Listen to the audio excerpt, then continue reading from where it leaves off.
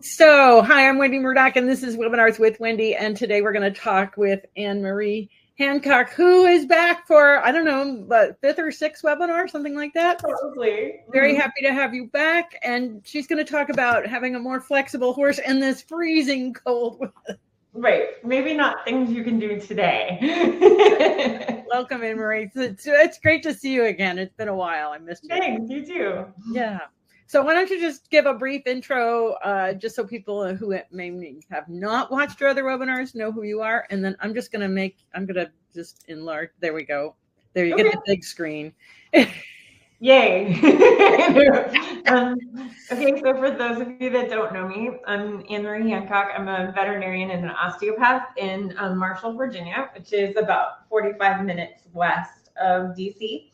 I've been a vet since 2003. Graduated from Colorado State University with my master's in Anatomy and Neurobiology, and I have a bachelor's in Equine Science, and then my veterinary degree there.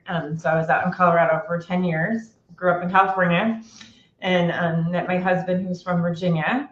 So we ended up in North Carolina for about 10 years, and then back up here in Northern Virginia for the last 10 or 12 years.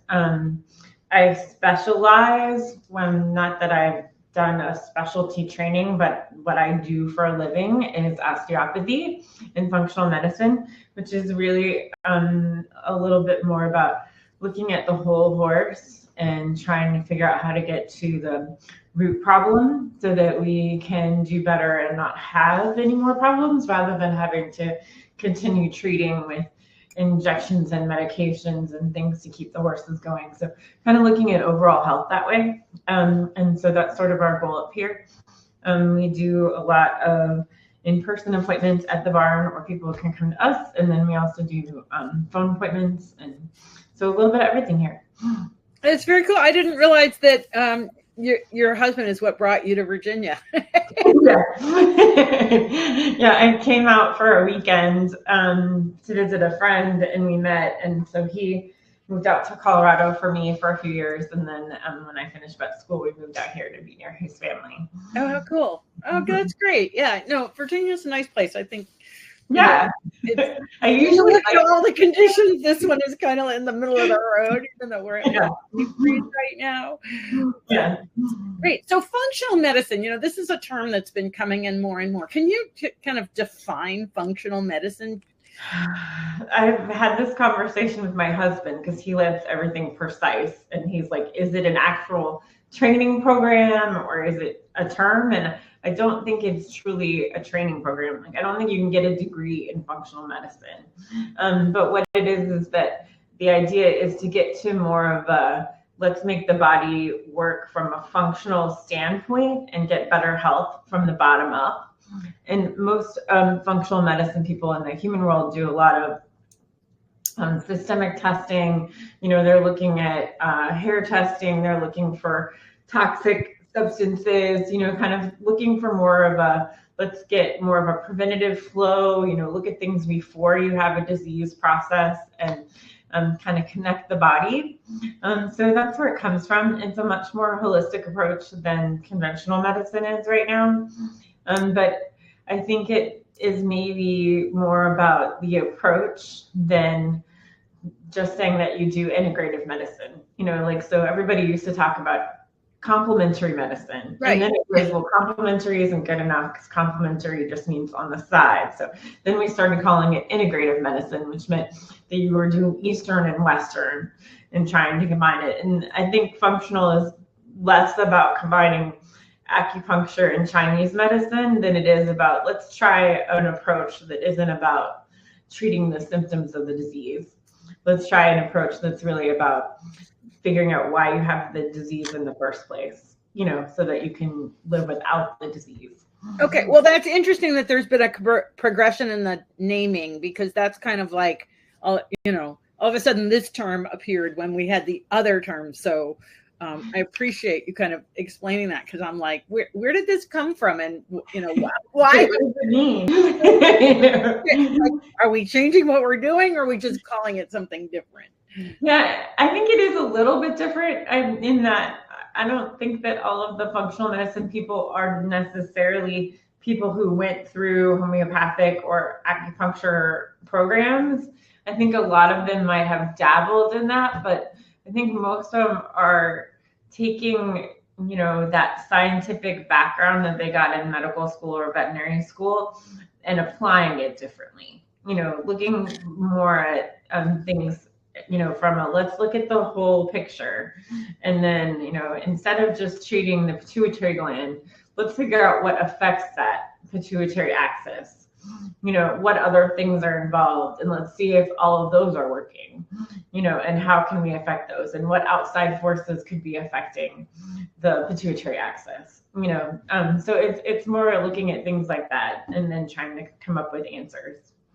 So in the horse world, I know we're going down this rabbit hole a little bit, but in the, you know, in the human world in functional medicine, they want to do a lot of testing to kind of figure out what's going on with you. Are we at that stage with horses where we're doing similar kind of testing? Not to the same extent. We have some of it. So like, I really like to do basic blood work, and then I like to do an HTMA, which is a hair tissue mineral analysis. So the basic blood work gives you like in this spot in time, you know, where are we? What are your minerals? What is your liver doing? What is your kidney doing? You know, what is your overall immune status? And then when you add in the trace minerals, you can get sort of a 3 to 6 month window on how well are, you know, your hormones working, thyroid status, adrenal status, pituitary status. You can look at overall immune status. You can actually assess autonomic nervous system state, so fight or flight versus parasympathetic. You know, you can kind of assess that on the hair sample. So you can look at all of that. You can look at toxic minerals, you know, like how well is the body able to process what it's putting into it. So, you know, by doing those 2 tests, we can get a lot. And then I also will do more of the like the vaccine titers versus giving vaccines, you know, so kind of talking about whole health and making good decisions that are necessary versus convenient.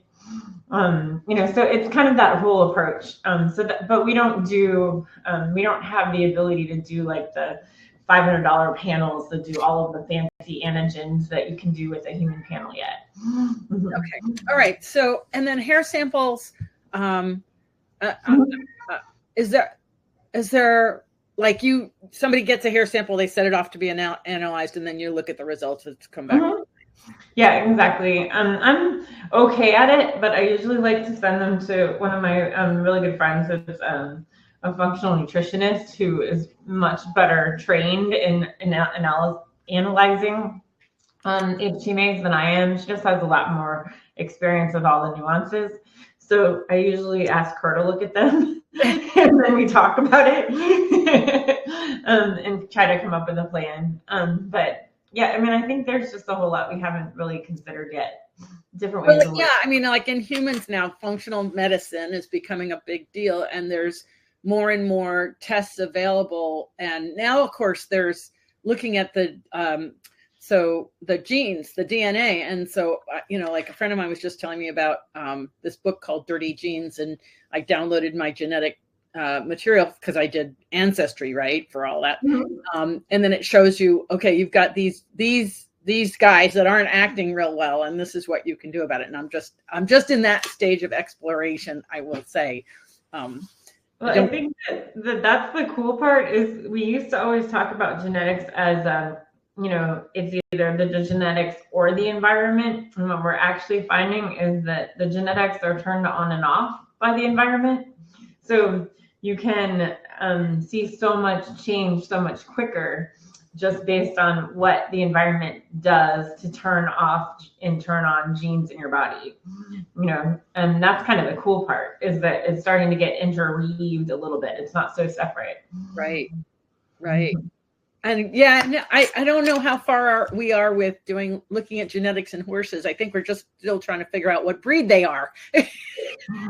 There is a really cool panel for anyone who has PSSM horses. There's a company called Equisec. I think it's EQUISEQ, and they do a really nice panel using hair for horses that have all kinds of different variants of PSSM. So if you're struggling with that and you're not ready to do the muscle biopsies, that's another option that I really like. Stick that in the chat because I just looked it up. Yeah, because I get people asking me about PSSM, and that's a tough one because there's all these variations of PSSM, and it can get rather confusing. Yeah, so we like to use that test to help us with all those weird variants. Wow, cool. All right, we'll have to talk about that on another webinar at some point. Great. Because I think more and more we're starting to figure out that horses have these anomalies in terms of processing the foods we're giving them, and wondering, how we can help them. Bottom line. Absolutely. Yeah. Cool. All right. That's a little off topic for today. So today we're going to talk about how to keep your horse flexible. Right. And it's a very an informal sort of, it's not super organized, but we'll just see what we can get. Totally fine. Okay. So do you want me to share that Yep. again? All right. Let's see if I can do this. No, it's going to hate me. No, it shouldn't. You should just be able to go to turn on screen share and then pick your. I know, but it disappeared. Oh, I wonder if I make you smaller. Does that help?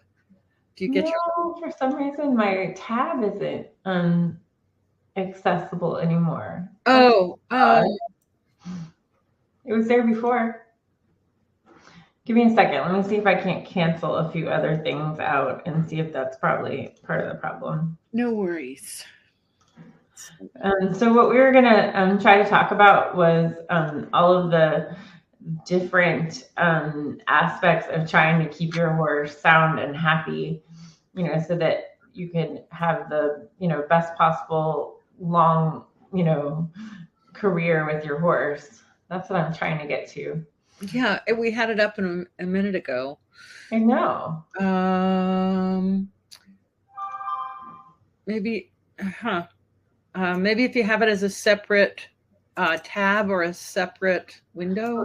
Let me close it and reopen it and see if it just needs to be like tricked into realizing it's there again. Yeah, because it was right there. It worked just fine a minute ago. Yep. Yeah, let's see. I don't think that's it. I can turn on your screen share. Oh, why don't you do that? Okay, let's do that. And then I'll bypass the system private window picker. Oh, it's trying to get to mine. Yeah, no, it's just trying to get. I can do entire screen. Let me do that. Okay. If it will let me. Oh yeah, we're getting there. Uh-oh. What is that? That's interesting. Okay, so stop sharing, correct? Yep. But it won't let you pick. It won't let me pick my PowerPoint anymore. Is it open in PowerPoint? Yes. Let's see. I can pick. Oh, when you go to turn on screen share, at the top it says tab, window, and entire screen. Maybe if you pick window. We practiced this, honest everybody. We practiced this beforehand, and it worked just fine. It's really weird because as soon as I here, maybe I have to do it this way. Here we go. I got it. Okay, great. Share. All right, sorry guys. There we go. No problem. Fun.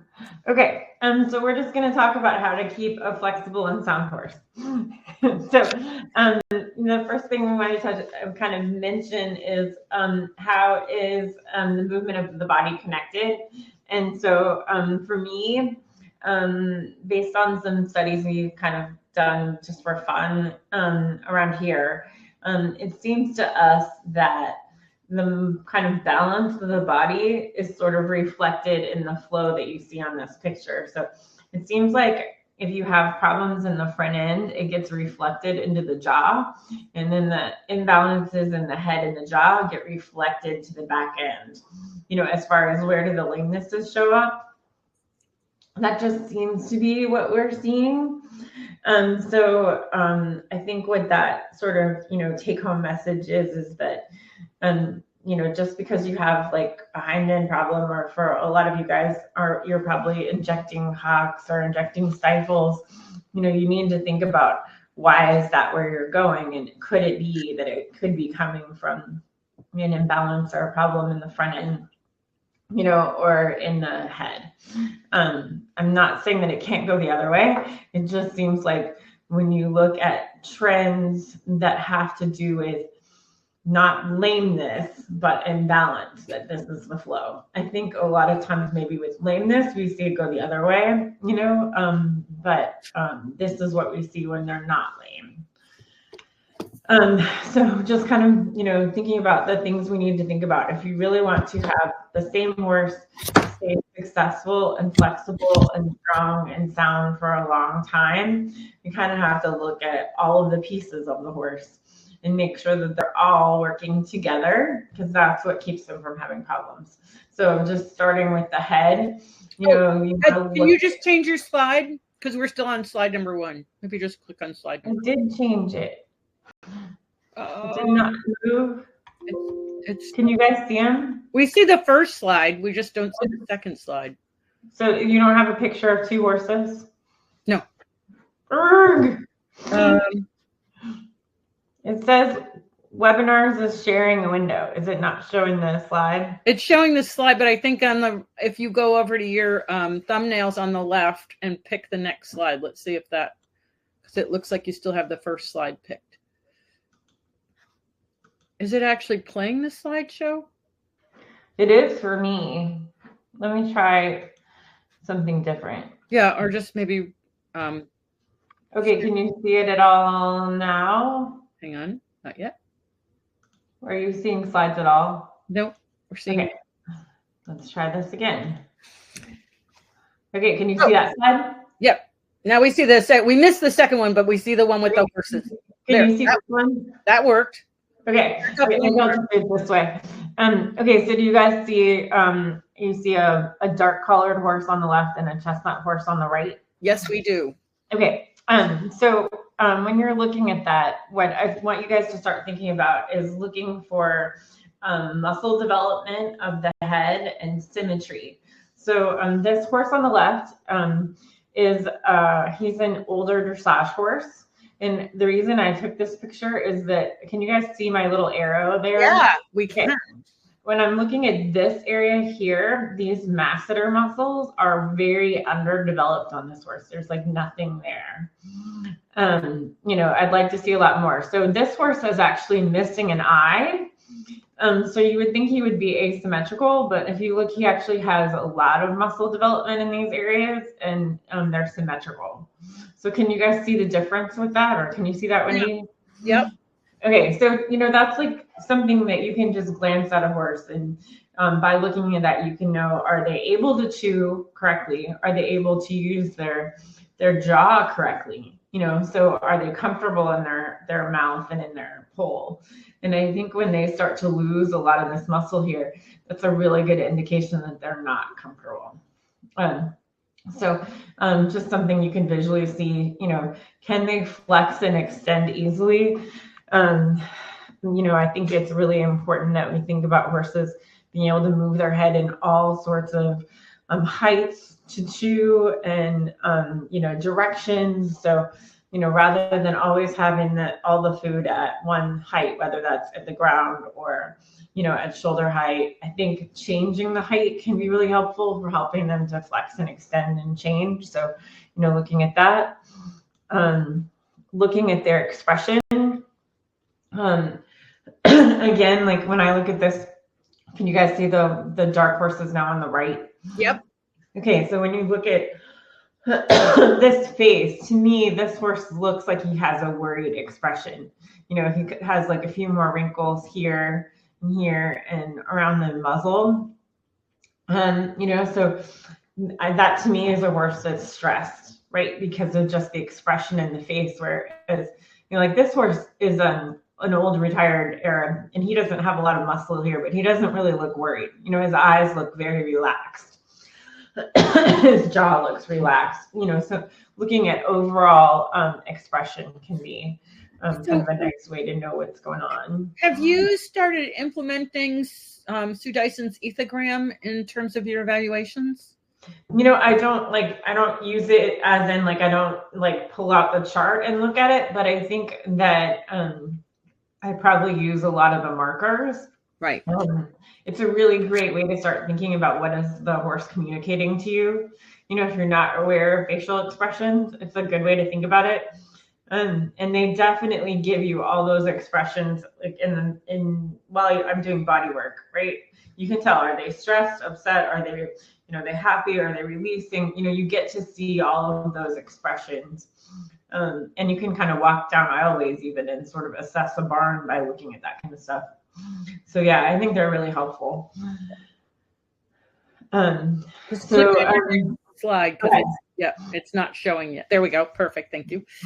Okay, so then just kind of thinking again, as we're talking about connections here, that head and neck balance and mobility affects the hind end, like we talked about, and restrictions on one side can then have an effect on the other side. So when I'm looking at horses from a body perspective, if they have restrictions, so I have the little arrow over here on the right, but if they have a restriction up by the right pole in the area here, I will find that a lot of times they also have a problem with a restriction in the lumbar on the left side.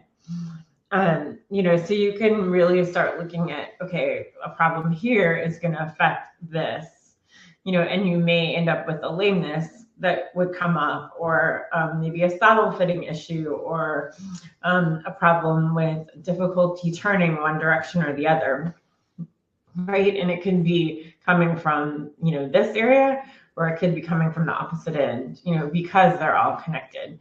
So you just have to keep remembering that everything is connected, as well as connected front to back. So you see this green line of muscles on the left here, that's all one sort of connected mass of muscles, all of these top line muscles. So, if you have a saddle that's affecting the connection from head to toe, that can affect the ability of those top line muscles to work, right? And we have the same sort of connections underneath as well. There's these really deep muscles. You can kind of see them illustrated here with this dark purple line that are really important that these be free and mobile for movement of the body. So we have a deep section ventrally that we need to look at. Okay, I'm going to switch to this one. Do you guys see a bone on the right? Okay. So what we're looking at here is lumbar spine. And then this is the fused sacrum that's kind of in my hand here. And then this is the pelvis of the horse. It's in my left hand. And what I'm trying to do is exaggerate the motion of a sacrum that's in dysfunction. This is the most common form of dysfunction that we see in the pelvis, is this extended spine dysfunction. And I think that it's probably common to see this in like 80% of horses these days. And what they look like is what you see on the left. So I would say that the majority of you guys would look at this horse and be like, yeah, that's a normal horse. But what I see is a lack of muscling across the top here. So we are missing splenius muscle and robust neck muscle, kind of have this sort of divot behind the scapula, and we're missing a rounded back. And then the gluteal mass up here around the tail isn't as well developed as it should be. And I think the other thing we see a lot with these guys is the tail is kind of tipped up, so that would be like, because the tail is coming off here, right? So they're kind of holding their tail up like that instead of arching it more downward. So when the horse is in this position, they're unable to really engage these top line muscles the way they should be. and they have a much more difficult time flexing through the spine. And the reason this is important when we're talking about longevity and flexibility is that what happens when they're stuck like this is they tend to overuse their leg joints to do the work.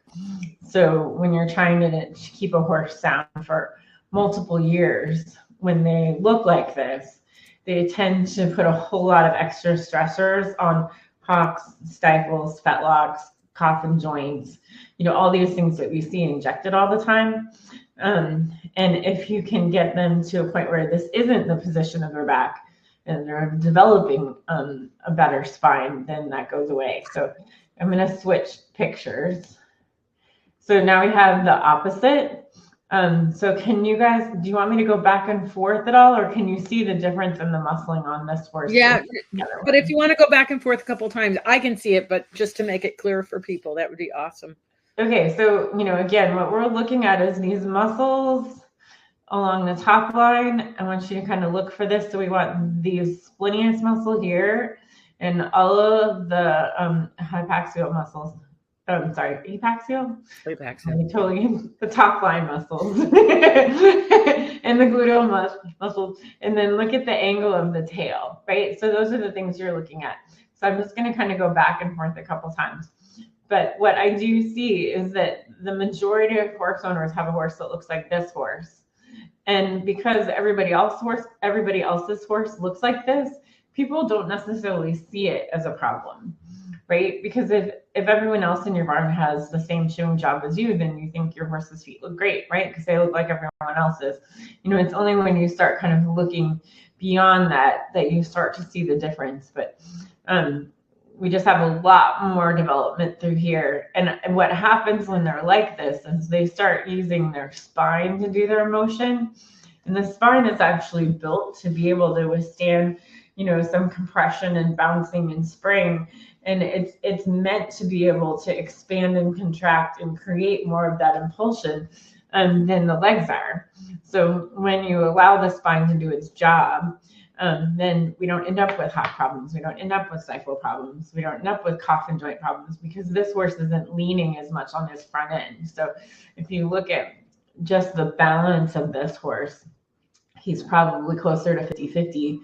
Whereas if we look at this other horse, you can kind of see that this horse is leaning a little bit more into the front end. Yeah. Right?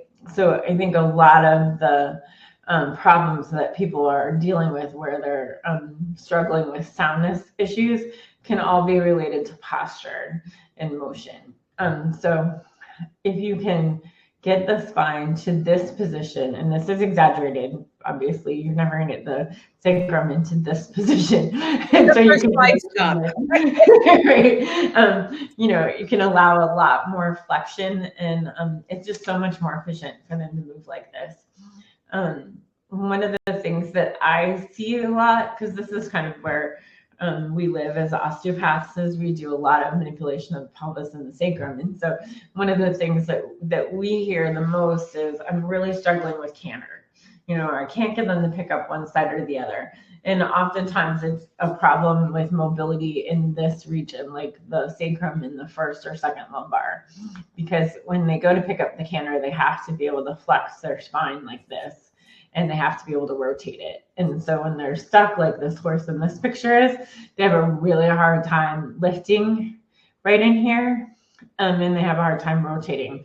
So they kind of like run into the canter, kind of stumble into it, versus being able to lift and carry and swap out leads easily. So that's probably the most common thing we see. Does that seem pretty clear, Wendy? Yeah, that's great. I like the comparison that you have there and the illustration with the bones and the horse. It's great. Sweet. Okay, so then just a couple quick mentions on jaw again, kind of just giving you just a little, advertisement for dentistry. We're talking about balance, and I don't necessarily like this slide a whole lot, but I like the idea of it is, if you look on the lower right, you can see that there is like an angle to the molars. Do you guys see that they're not flat? That there's an actual angle to the occlusal surface, the biting surface of the molars. And And that's something that we've really kind of discovered or rediscovered in the last, say, 5 or 10 years, is that when we don't leave this table surface at an angle, when we make it flat, we actually create all of these points and problems. So this is something that not all dentists are doing yet, but a lot of them are starting to look at. It makes a huge difference in longevity of teeth and balance of the mouth if you can start with this angle to the molars and not take that away. So just a little public service announcement. Well, and that's that, you know, like I've seen horses where somebody came in and did some power tools, and pretty soon the horse lost all sense of where it was in space and was super depressed for years until its teeth finally came, you know. Yes, absolutely, right? Because they need this angle to be able to feel. It has to do with proprioception in the body and balance, absolutely. And it's the chewing surface. You know, when you flatten it out, you take so much away from them. And you do tend, the horses that have the really flat mouths are the ones that tend to clench a lot, and they have like too much muscle in the cheeks and not enough up top. Oh, because they're like trying to make interesting. Yeah. So you can have a huge impact. And I find that horses that have imbalances in the mouth also will sometimes have canner weeding problems. And I think, like we were talking about, it goes from the front end to the jaw to the hind end. You know, that imbalance in the jaw then affects their ability to use their hind end. It's really interesting. And then this is just real quick. I just wanted to kind of make sure you guys understand that, you know, there are parts to the TMJ that are internal. So if you look on this one, you're actually seeing the inside of the temporomandibular joint, right? And look at all these nerves and vessels that are right here. So problems with the jaw affect so many things because they affect functions of like all kinds of things, like this one here, cranial nerve 10, that's your vagus nerve that affects all of the organ systems of the body. Cranial nerve 11 right here, that's the musculature of the pole. This is function of the swallowing apparatus and the airways. You know, this is balance, right? So it's all right there. So imbalances in the jaw can just be so critical for the whole body. Then the next thing I just wanted to kind of touch on, if you're looking at longevity, is feet, right? So, you know, we always have to look at teeth, feet, saddle, rider, horse, body, you know, all of these things. And so if they have forelimb pain, you're going to have a whole lot of problems with stiffness and soreness in the back. So this one on top is exaggerated, but can you see how tight all the muscles of the back look, because this horse is trying to take weight off the front feet, right? So this would be a horse that would be unsound, you wouldn't be riding. But in this particular horse, you can kind of see that same, you know, sort of atrophy of muscles. But this is a sound riding horse. We still kind of see the pattern. So I think it's really important to think about how that affects, how front feet affects the body. And then when we talk about front feet, I also like to think about what nerves are kind of in this area and what other organs are affected. And so front feet, you're going to end up affecting all of this part of the spine, which is basically TH4. And I think you kind of get into 10 and 11, so 4 through 11. And the organs that are in that area are heart and lungs and liver and stomach. And so when we have problems that affect the forelimbs, if they cause a lot of restrictions and the horses are getting really tight and protecting their feet, they can affect all of those thoracic vertebrae, and in the process also affect organs that are innervated by those vertebrae. So you might find like that stomach ulcers, you know, could be maybe influenced by lameness in the left front, say. So just how it all works. And if we talk about feet, this is a slide I borrowed from the Equine Documentalist, which I'm sure you guys have all seen.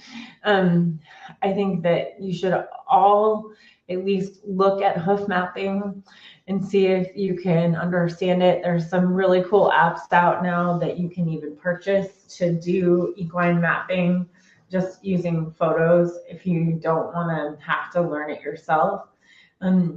This is a really great way to understand how you should balance the foot and have a conversation with your farrier without having to have x-rays every time you want to assess the foot.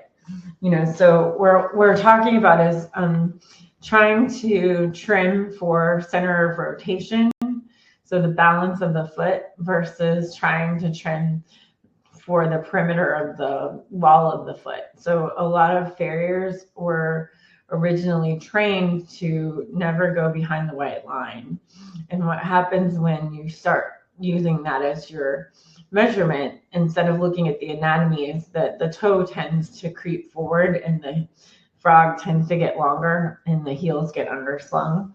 And so by mapping, you can look at the size of the frog and know approximately where that center of rotation is, and you know where the bone is in the foot, and you kind of know how to trim. So this is a great way to assess it. I think in our area, we tend to have a lot of people that leave them a little bit too long. And so this is a good way to kind of assess, do you have, 50 to 60, percent, in each direction. You're not getting too far away from that. And are they landing correctly? So I think that proper balancing of the foot can make a huge difference for long-term soundness. Next thing we're going to kind of, because we were trying to kind of fit all of this in, is overall sympathetic or parasympathetic nervous system state, which is its own long discussion. Yeah, I had Sarah on a webinar. She was fast. I need to get her back. Yeah, it's amazing stuff. But the basic, I think, important fact is that horses, if you want to keep your horse healthy, they need to be in that comfortable parasympathetic nervous system state on the bottom, this green part. They need to be able to feel safe and content. They need to have social engagement, and they need to know that they're allowed to have a conversation with you. I think a lot of times when we get too trapped in he wouldn't go, so I just made him, he has to do his job. I think sometimes we end up shutting them down a little bit by doing that. And we need to remember that when we do that, we're actually kind of headed towards this shutdown. It doesn't have to be that you're being cruel or mean, but when they start to feel like they're not being heard and that they're being asked to do things that they're unable to do, I think sometimes horses will head into this shutdown. And the problem with getting into a parasympathetic shutdown phase or even a sympathetic fight or flight phase is that the body is breaking down tissue and not healing. So if we're trying to keep an animal healthy and sound and we want them to last for a long time, they need to be here so that they can rebuild and heal. Because if they're in either one of these upper two sort of phases, they're only breaking down muscle and tissue to build energy, and they're really not properly digesting, and they're not going to be rebuilding the injuries they have. So that's just like the very short and dirty shakedown on that, as far as how is that important for longevity for your horse. And I think that kind of along those lines, this whole autonomic nervous system thing has to do with the vagus nerve and why it's so important. And, it's one nerve that leaves the body right at the TMJ joint, like right where that we're talking about teeth being important. And it innervates all of the organs of the body. So if we have any problems in the head or with balance in the head or with balance in the feet, we can affect this vagus nerve and cause all kinds of systemic problems, and even if they were low grade, like let's say you're dealing with hindgut acidosis or hindgut ulcers, or you're dealing with allergies or skin problems or anything like that, a lot of times the root cause for that is some sort of gut issue, so we just can't discount how much the body is connected. And then to go along with gut, we have to look at nutrition. There are lots of great nutritionists out there nowadays. that have all kinds of amazing things to say and wisdom and supplements that they're using. And I think that I would definitely go see one of them or try to talk to somebody about that, but really we want to get back to basics and then add supplements as needed. So it's really about good quality forage. Stay away from all of these processed feeds that are causing inflammation in the horses. They're causing a lot of our metabolic issues. So just go with hay, a good mineral supplement. It doesn't need to be a forage balancer because most forage balancers have a lot of these ingredients in them. So you just want to add straight mineral to a hay pellet and then other supplements as needed. That's kind of my take on it. Just take it and make it as simple as possible. And I think you'll be a lot happier than if you're trying to pick, this, processed feed has, is for low starch, and this one is for competitive horses, and this one is for whatever. I think if you just do this, you'll take care of all your problems. So just kind of talking a little bit more about positioning and what we want our horses to look like and how does that change their body. I'm sorry, the picture on the right is blurry. But trying to get my horses to put their heads up is not always easy. So, we're just looking at, when you're riding, which is going to be a part of what you're doing with your horse, how does what you're asking your horse to do impact their body? So I just want you guys to see, like in this first picture, this is over flexion, and what I see is the tail is now up. So I know that this part of the body isn't working right because by over flexing, I'm actually creating extension in the spine instead of flexion and creating a problem in the pelvis. So like what we talked about earlier in those pictures, this horse is actually the first picture. Even though he looks rounded, he's actually an extension and he's going to end up with problems with his joints. This is also extension, right? This is kind of the same thing, with the horse that's out in front of them and up this way. We don't really want that. The other thing I think about when I see a horse in this position where their head is really far up is you're going to overdevelop these lower muscles here, which is going to affect their front end. And they're also kind of always in sympathetic. So they're always a little bit in fight and flight. When you see a horse that goes around like this, they're never truly relaxed. So what we really want is them to initially, until they get really strong, they need to be in this position on the bottom, right? So their nose is out in front of them and everything is slightly flexed so that they can start to build that top line. So does that make sense, Wendy, based on the pictures? Yeah, absolutely. And so I have it's a little bit to the side, but crooked tails. I see horses with crooked tails. I know in Arabs it's kind of genetic. What is your take on crooked tails? I always try to fix them. You can't always fix them. So if they truly have a crooked tail, you can make it mobile, but it's going to stay crooked. But I think if you can get it so that at least the joints are mobile, they're going to be a lot happier in the rest of their body than if the joints aren't mobile. But I think a lot of them, if it is just like a little crookedness, like right at the base here, like not necessarily the Arabs, but some of the other horses where you're just like, oh, they just kind of hold it to the side. Right. I think that's really a good predictor of how much flexibility do they have in their pelvis and their sacrum, rather than that they actually have a crooked tail. So I usually work on them, and usually they get better. I don't know if I can say that I get them 100%. I think some horses like to carry it a certain way, so it can be difficult to get them to carry it evenly. But if you can get everything else mobile around it, at least it's not causing dysfunction. Okay. Yeah, I know, like for personal opinion or experience, I've fallen on my tailbone a couple times.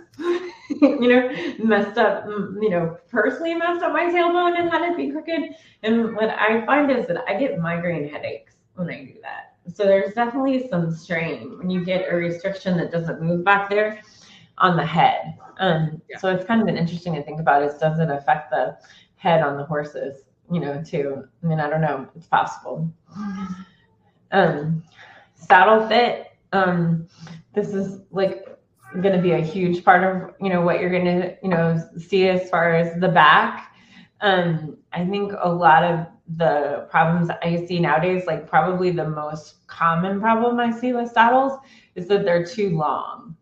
So if you guys can see on this picture where this arrow is on the last rib, and it says the saddle should not go further than the 18th rib. So that's really important because your saddle is really being born on the ribs. It's not really, you don't want the spine holding the saddle. You want the rib cage holding the saddle.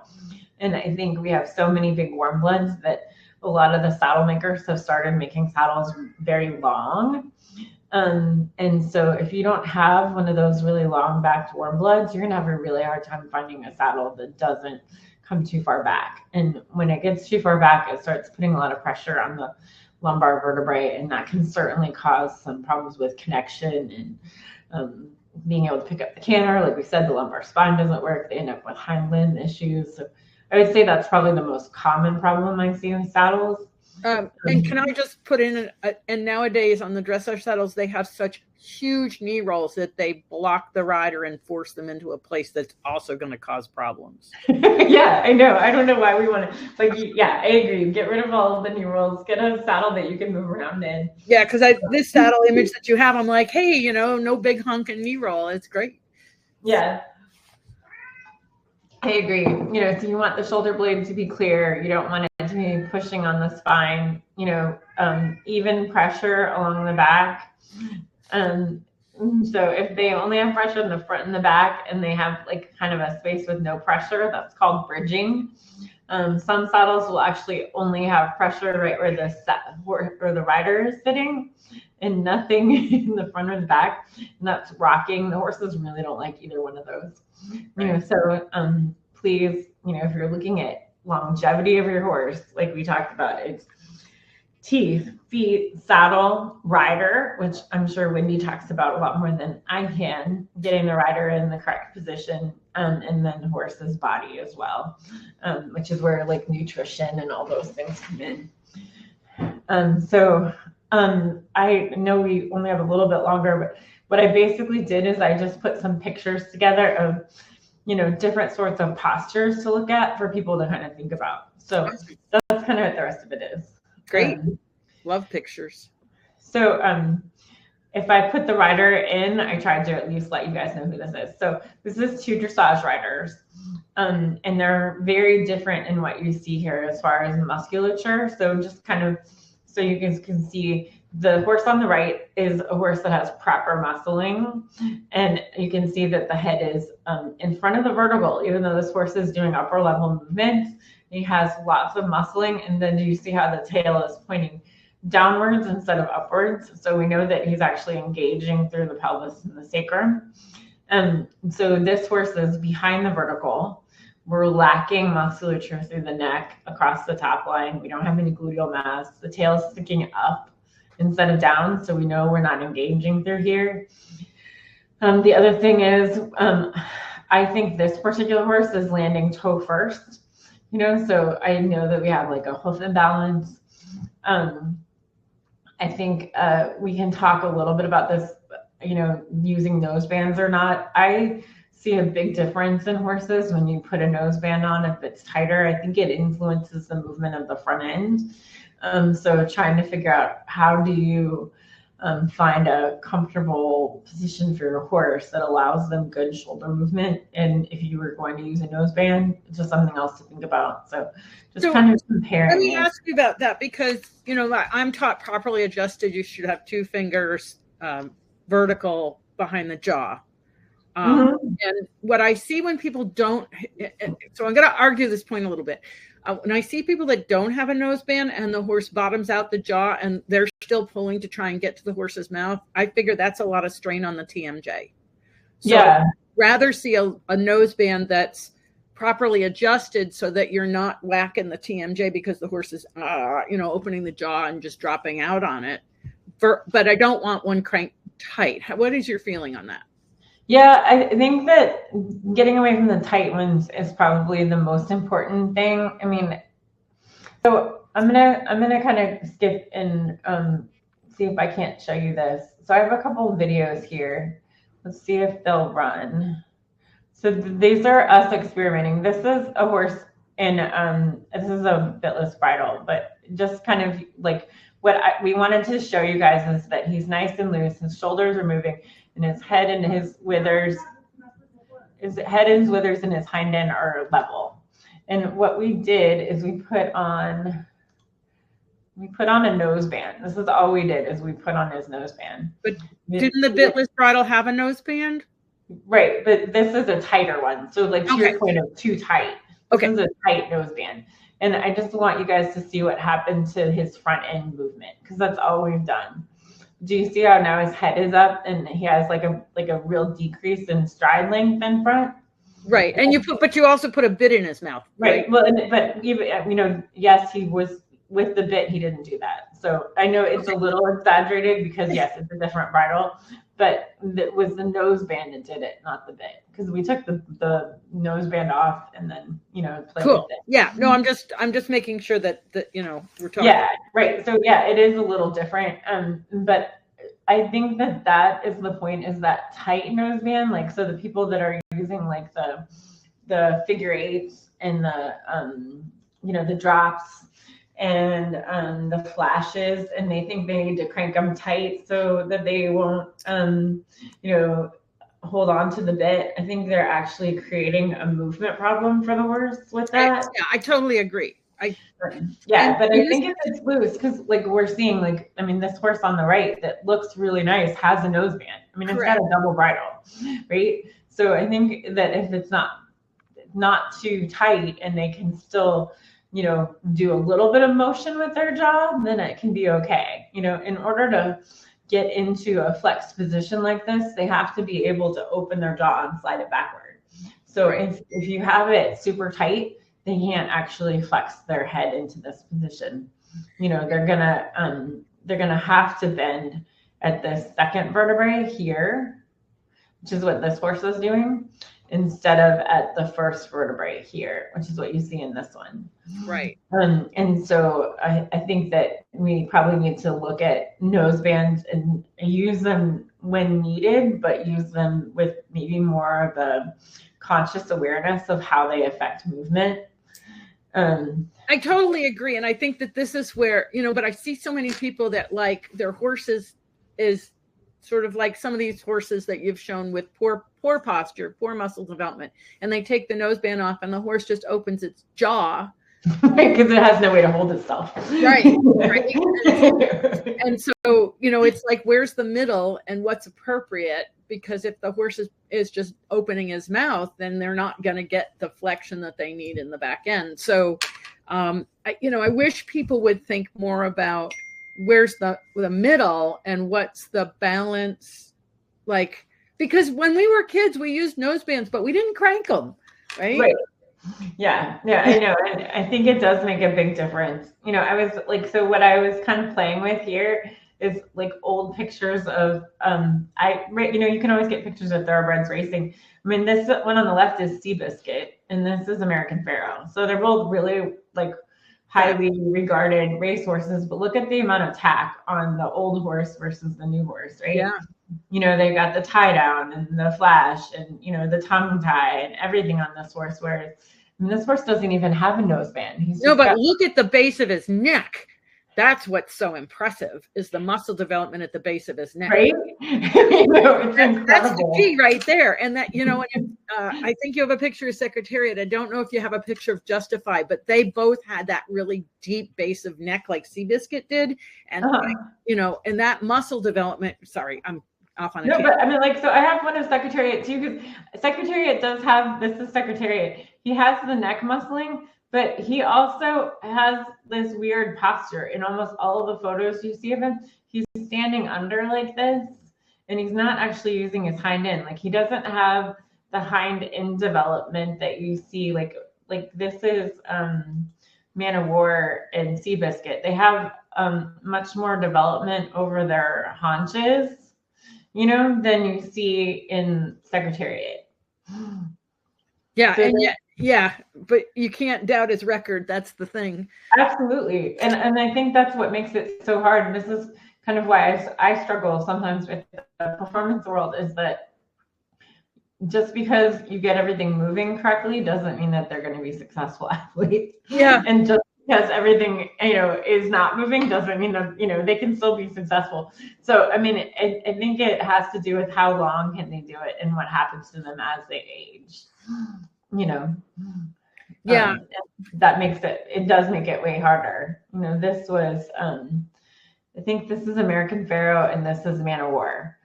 You know, and they don't really look that different, but what I think I see is kind of what you're saying. There's more development in the neck, and they're less pulled in underneath. So I think that there's maybe a little more freedom in the spine in the older horses than what we see in these guys now that are all that have all this tack on. Yeah, and you know, I like, if you've ever watched the video, I've watched Secretariat many times. The way he thrust his head and neck, I think he never dropped his withers. He would thrust his head and neck and come back, but that development in the front is something in racehorses that I think people underestimate, the power of the forward momentum thrust of the front end when they have that strength to keep the withers up. Right. Well, and you can there's just like, even with these two, there's just a slight change in the angle of the neck here, like a slight elevation in the shoulder that you don't see in the modern one, right? There's this slight change. And I don't know, I think there's something to that as far as longevity and motion, you know, so that's kind of why I put some of those in. They're great. I'm glad you did. Yeah. So, I mean, we're at 10 o'clock. So I just wanted to kind of have like one slide that was like our, you know, take homes as far as what is the most important things. If you really are looking to have, you know, one horse that will last you a long time, that you can have a successful partnership with. And it really is that the body is all connected. And that includes the rider and the saddle, right? The whole combination, that partnership is all part of it. So we have to look at balancing the feet, the teeth, the rider, the saddle, the body, the nutrition. All of those things are so important if you're trying to have this last forever. And I would say, like, I'm sure you actually get to play with this, Wendy, but what I see is a whole lot of people that are willing to spend the money on their horse, but they're not taking care of themselves. And I think that the rider is such an important part of it. When we start talking about, we want a long-term successful relationship between, you know, a horse and rider. It's not just the horse, right? It's both. So you really have to have, you have to put the time into yourself too, not just the horse. And then, like we were talking about, let the back and the pelvis do the work. Don't overtax the lower limbs. So think about, you know, that until they're really strong, they need to go with their head and their withers and their hind end at about the same height, you know, with their nose out in front of them. That's kind of the sweet spot for developing muscle and staying flexible. And so when you're trying to get them into collection, if they don't already have a whole lot of development, you're actually working against yourself in the long term. You know, like we talked about, mental health and stress is important for inflammation and healing. So happy horses heal better and stay healthier, and get away from anything you can that causes inflammation. So look at your feed tags, stay away from wheat, corn, molasses, canola, and soy. Alfalfa is sort of up in the air. You can, some people are really against alfalfa, some people are not. I think we need to at least talk about that sometimes. And then lots of walking and lateral work, not letting your horses get tired. You know, so I find that most of the time when horses end up with problems with restrictions in their body, it's because they're using their body while it's fatigued. So they're having. That's such a good point. Can you just say that again? Sure. Like, I think that the majority of horses end up with immobilities in their body and restrictions because they're doing something while the body is fatigued or tired. And so what happens is, it's just like if somebody asks you to do, 10 repetitions of something, by the 10th one, your muscles are sore. And when you try to do the 11th one, you might not use that muscle you're supposed to anymore. You might actually use your body in a different way to just try to lift that arm any way you can, right? And I think that's what happens with the horses too, is, we think that by drilling them, they're going to get it. But what happens when you try drilling is you actually make them so tired that they just try to throw themselves into whatever you're asking, using whatever muscle is left. And you're not going to be developing anything correctly anymore. And you see that so much in like when people go to clinics to ride with a clinician, and they, and they can't get it, and they just keep drilling on it, and it just dissolves into a nightmare. And from my perspective, okay, you're like, please stop. Now, yesterday, 2 hours ago. Yeah, and then I guess the other take home is, this one's a really hard one for people to really listen to, is that it doesn't come overnight. All of these quick fixes we have usually end up setting you back even further, but it takes years to develop a horse correctly.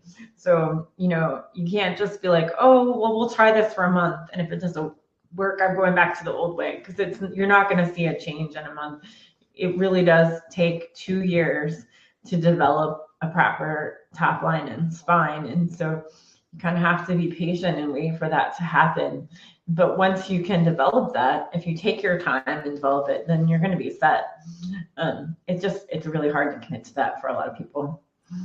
I think that's another really important point, is that we're so instant society nowadays that if we actually started a program ourselves at the same time we started with our horse and track the progress, we might realize that it's going to take time. And I think that so many people think they can just short circuit that because it's a horse. Right. It doesn't work. It doesn't. It will not pay off in the long run. So those were sort of my take homes. What I could always do if you wanted, Wendy, is maybe just send you like this slide, so that you just have, if you just wanted like the blurb of the take home messages, that you can put up if you want. That'd be awesome. Yep. Mm-hmm. And then just do go to your last one so we can get to the last one. This is my contact info. This is who I am. You're welcome to look us up. It's True North Equine, True North Equine Vet. We've kind of gone through a couple morphs of our name, but I was going to say it's a little different. I like your new logo. And by the way, did you see the 6 planetary lineup last night? I know, right? Very apropos. Yeah, it was great. It was. So yeah. I'm just going to unshare just go ahead and unshare your screen. Okay. So it was last night. I went out. I saw 5 of them. I didn't see Neptune, but I saw 5 of them. It was really so cool. Yeah. I think that's great. I love your logo.